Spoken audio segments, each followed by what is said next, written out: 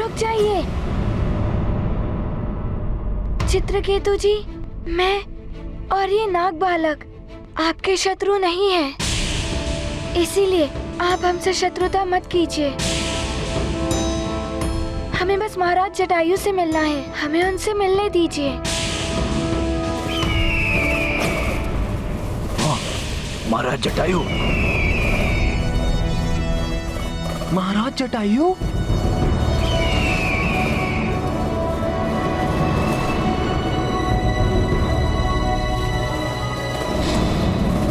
महाराज जटायु की जय! महाराज जटायु की जय! महाराज जटायु की जय! जटायु महाराज। गरुड़राज महाराज जटायु की जय! गरुड़राज महाराज जटायु की जय! गरुड़राज महाराज जटायु की जय! गरुड़राज महाराज जटायु की जय! गरुड़राज महाराज जटायु की। प्रणाम महाराज जटायु। प्रणाम महाराज, प्रणाम महाराज जटायु।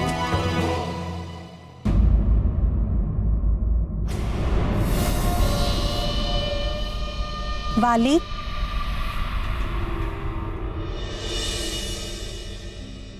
तुम्हारी माँ को तुम पर गर्व है। तुमने अपनी तपस्या को बहुत ही सफलतापूर्वक पूर्ण किया है। मैं आज बहुत प्रसन्न हूँ। वाली, तुम्हारे बिना ये राजभवन, सारा किष्किंधा बहुत ही सूना प्रतीत होता था। हम सबको और समस्त किष्किंधा को तुमसे बड़ी आशाएं हैं पुत्र। अपने होने वाले राजा से आशाएं नहीं रखेंगे तो किससे रखेंगे? मेरा आशीर्वाद है तुम्हें पुत्र। तुम शीघ्र ही योग्य हो जाओ और अपने पिताश्री के राजकाज में उनका हाथ बटाओ, उनकी सहायता करो।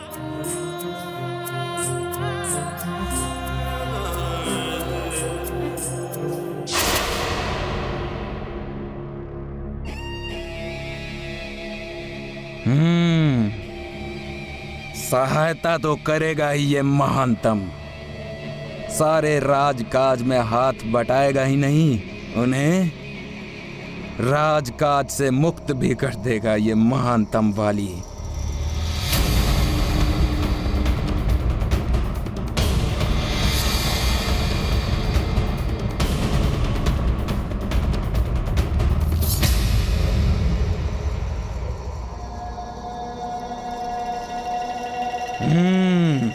समय आ गया है समस्त राजाओं की सभा बुलाने का।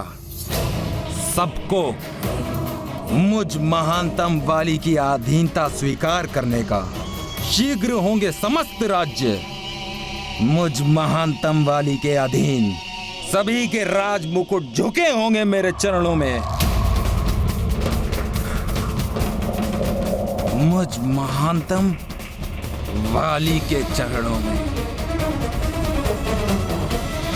आपके पिता वृद्ध हैं, आप उनसे अधिक शक्तिशाली हैं। राजा सर्वशक्तिमान महानतम वाली का अधिकार है।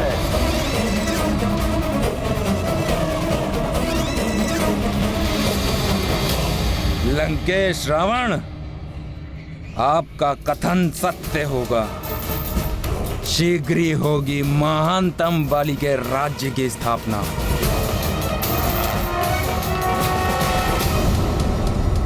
केसरी नंदन हनुमान, गरुड़ राज्य में आपका स्वागत है। धन्यवाद महाराज जटायु। आपके आने से पूर्व आपके सेनापति जी और आपके सैनिक मेरा स्वागत कर चुके हैं। आपके सेनापति जी मुझे पूरे गरुड़ राज्य का भ्रमण करा चुके हैं और आपके सैनिक मेरे मित्र को भी पूरा गरुड़ राज्य दिखा चुके हैं। ये नाग बालक गरुड़ लोक में। यदि शत्रु को लेकर हमारे राज्य में आओगे तो स्वागत इसी प्रकार से होगा तुम्हारा।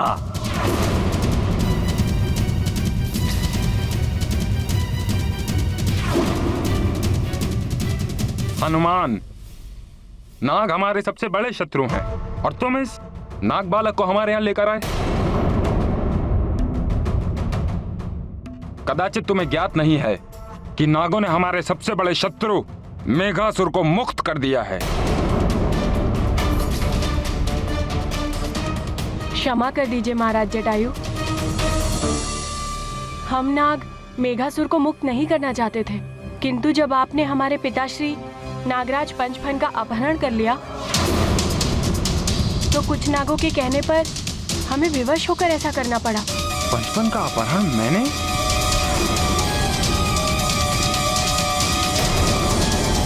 पंचफन का अपहरण? ये क्या बोल रहे हो नाग बालक तुम? अवश्य तुम्हें कोई भ्रम हुआ है। मैंने किसी का अपहरण नहीं किया। नहीं महाराज, मैंने स्वयं अपने नेत्रों से आपको उनका अपहरण करते हुए देखा है। असंभव, ये कैसे हो सकता है? नाग बालक, तुम्हारा ये दुस्साहस हमारे ही गरुड़ राज्य में आकर हमारे ही महाराज पर मिथ्या आरोप मढ़ रहे हो।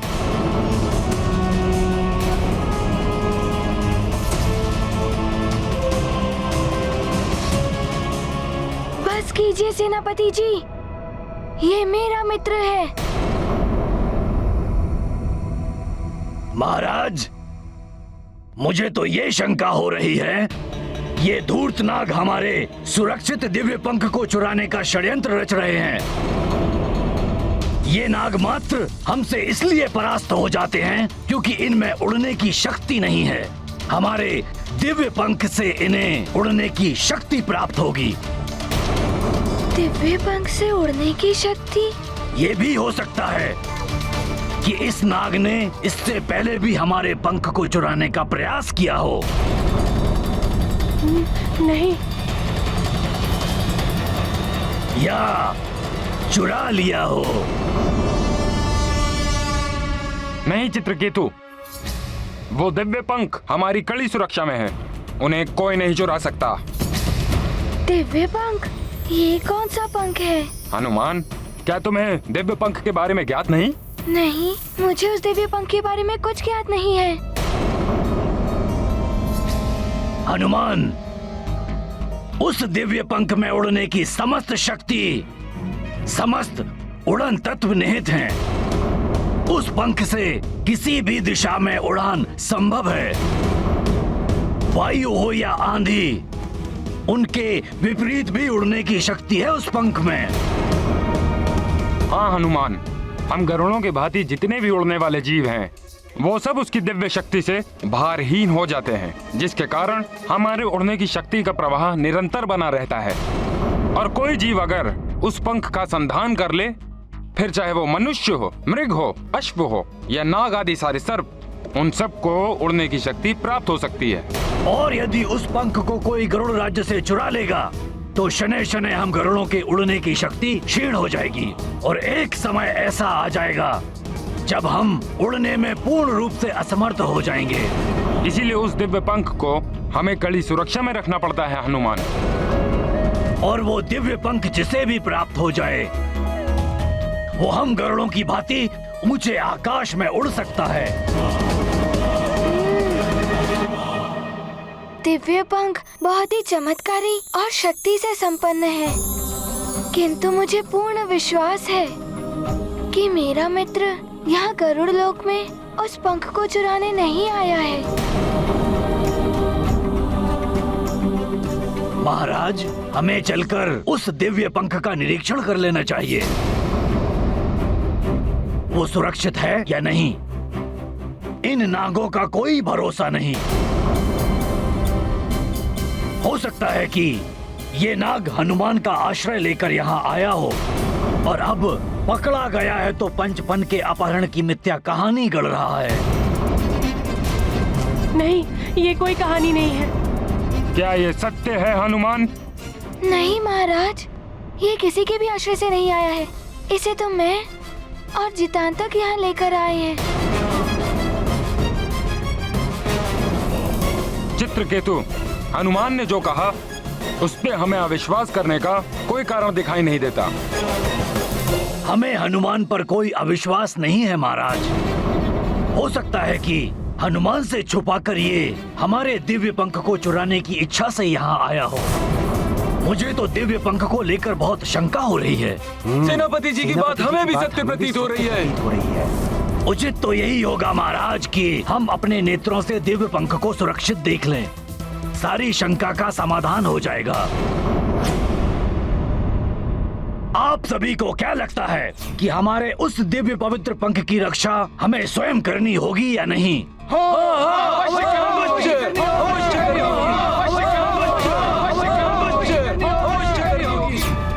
और हमारे दिव्य पंख की सुरक्षा के लिए उनका निरीक्षण करना आवश्यक है। हमें निरीक्षण करना चाहिए।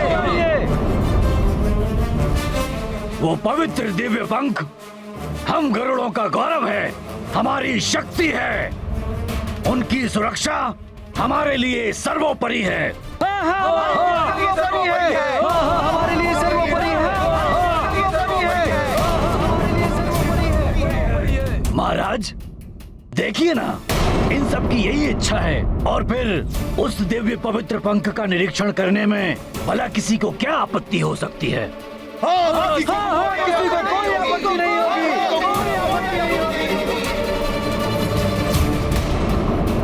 उन दिव्य पंखों की सुरक्षा के लिए उसे ऐसे स्थान पर रखा गया है जिसके बारे में किसी को ज्ञात नहीं।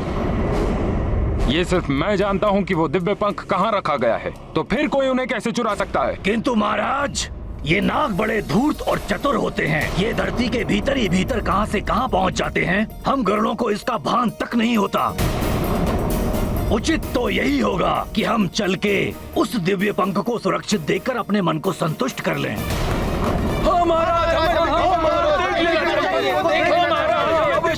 देख लेना चाहिए। बस ठीक है चित्रकेतु, मैं उस पंख का निरीक्षण कर लूंगा। धन्यवाद महाराज, आपने हम सबकी बात का सम्मान रखा, किंतु परिस्थितियां बड़ी संदेहास्पद हैं। इसलिए महाराज की सुरक्षा के लिए मैं आना चाहूंगा। मैं आपका सेनापति हूँ, आपके जीवन को संकट में नहीं डाल सकता। अवश्य सेनापति चित्रकेतु, आप हमारे विश्वसनीय सेनापति हैं और सबकी सुरक्षा का भार आपके ही कंधों पर है। आप हमारे साथ चल सकते हैं।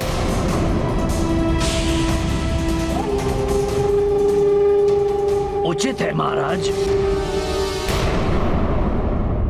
हाँ, मुझे भी तो ज्ञात होना चाहिए कि वो दिव्य पंख कहाँ रखा हुआ है। ये सेनापति चित्रकेतु जी बार बार दिव्य पंखों को देखने का हट क्यों कर रहे हैं? किंतु यदि मैंने महाराज जटायु को रोका और वास्तव में दिव्य पंख अपने स्थान पर नहीं हुआ, तो समस्त नाग संदेह के घेरे में आ जाएंगे। उचित तो यही होगा कि मैं सावधान रहूं और महाराज जटायु के साथ जाऊं दिव्य पंख देखने। धन्यवाद महाराज, जो आपने मुझे साथ चलने की अनुमति देकर मुझ पर विश्वास जताया। महाराज जटायु, मुझे भी ले चलिए ना वहाँ। हनुमान भी बहुत उत्सुक हो रहा है उस दिव्य पंख को देखने के लिए। अवश्य हनुमान, तुम तो हमारे परम मित्र केसरी जी के पुत्र हो, तुम हमारे साथ चल सकते हो। ये उचित नहीं है महाराज। हनुमान वानर है और किसी बाहरी। हनुमान हमारे लिए बाहरी नहीं है। उसका हृदय दर्पण की तरह स्वच्छ और निर्मल है। इस पर मुझे पूर्ण विश्वास है। धन्यवाद महाराज।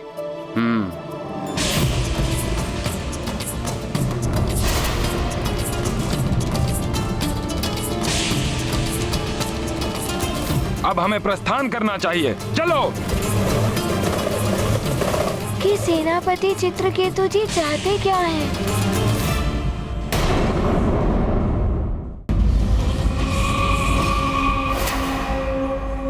उन दुष्ट गरुड़ों को पाठ पढ़ाने का समय यही है। यही समय है।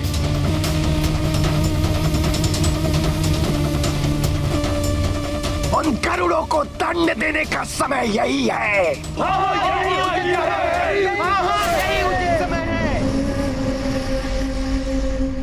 विष्ठर विकराल हूं मैं, शत्रुओं का काल हूं मैं। प्रतिशोध लेंगे हम हर और अन्याय का, अपने महाराज पंचफन के अपहरण का अंत कर देंगे हम, गरुड़ राज्य के सभी गिद्धों का अंत कर देंगे हम सभी गिद्धों का, अंत कर देंगे हम सभी गिद्धों का।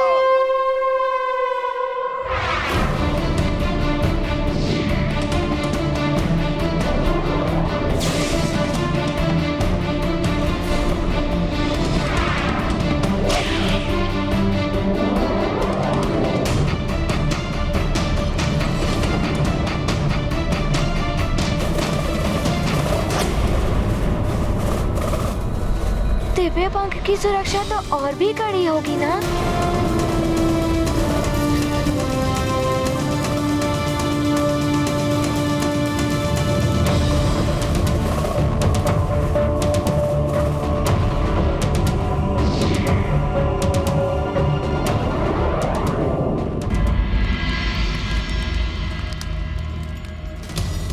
वाली भैया, ये आप मुझे कहाँ लेकर आ गए?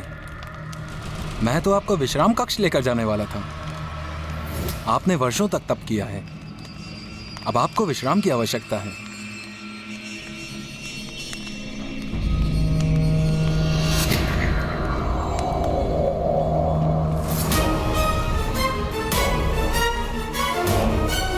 भैया, आप यहाँ किस लिए आए हैं?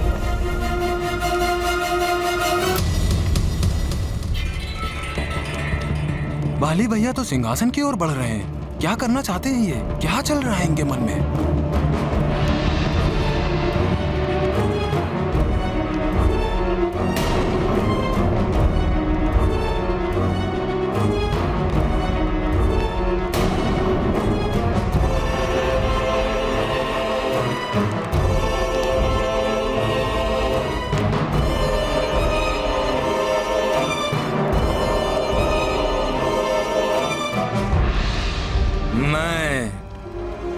इस सिंहासन के लिए यहां आया हूं सुग्रीव।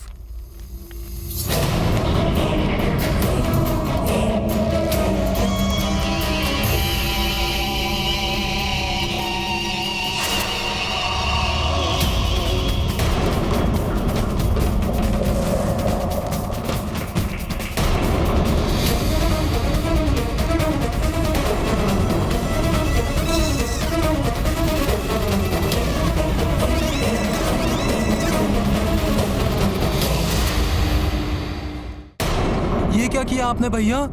आपको इस प्रकार पिताश्री के सिंहासन पर नहीं बैठना चाहिए। यह अधिकार मात्र एक राजा का ही होता है। सत्य कह रहे हो तुम सुग्रीव, राजा को ही बैठना चाहिए और राजा ही बैठा है यहाँ।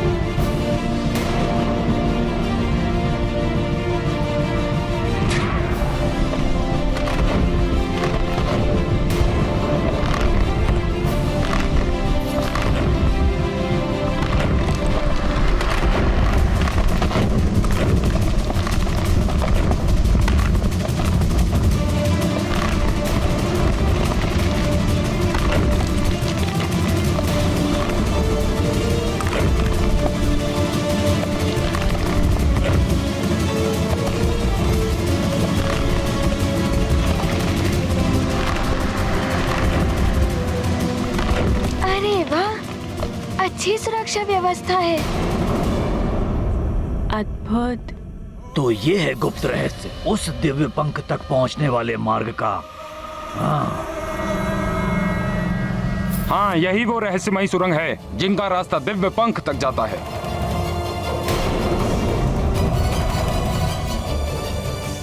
हनुमान, चलो। रुको हनुमान।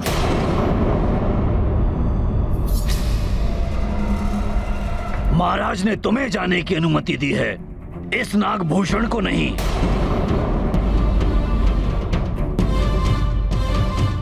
इसलिए तुम्हें इसे बाहर ही छोड़ना होगा। सेनापति जी, ये मेरे साथ आया है, मेरा मित्र है ये। चाहे कोई भी परिस्थिति हो, अच्छी हो या बुरी हो, कोई भी परिस्थिति में मैं इसे अकेला नहीं छोड़ सकता।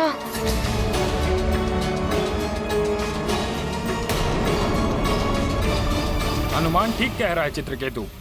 अपने रहस्य शत्रुओं को नहीं बताए जाते हैं महाराज। और ये तो नागपुत्र है, नाग हम पर कभी भी आक्रमण कर सकते हैं।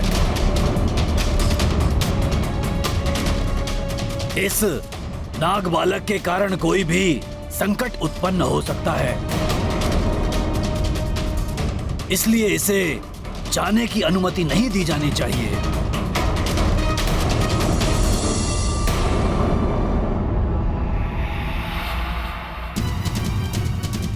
सेनापति चित्रकेतु ने इस नाग बालक को यहाँ छोड़कर हमारे भोजन का प्रबंध कर दिया है। बहुत समय पश्चात एक नाग को खा के आनंद आएगा। यदि भूषण बाहर रहा तो इसके प्राण अवश्य संकट में पड़ जाएंगे। क्या करूं मैं?